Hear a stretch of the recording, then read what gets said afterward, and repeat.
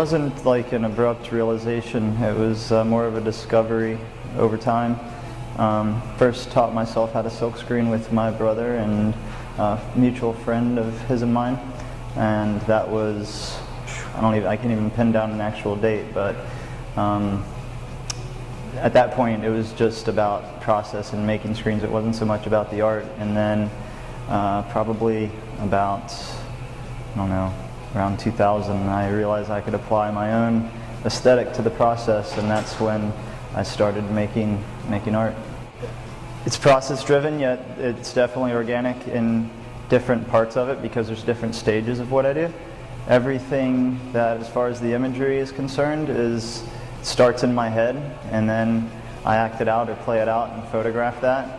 And then after that point, it's kind of more rigid, getting the images ready, in a computer or whatever. But then everything comes back to being organic when I don't use machines or anything to produce these, so it's just an extension of myself. And as much as you want to plan something out, along the way, the time and the process and things that influence me come in and play a role, and so things end up, somewhat changing and being organic on that level. Anxious Filth is, it's in response to just social norms and social constructs and these things that we as people try to create in some kind of standard that people should live by. And I think that we kind of detract from humanity when we try to control individuals and thought processes and create social norms that are acceptable, while at the same time there's so many things in society that tell you, oh, be accepting, be tolerant, yet the world is not that.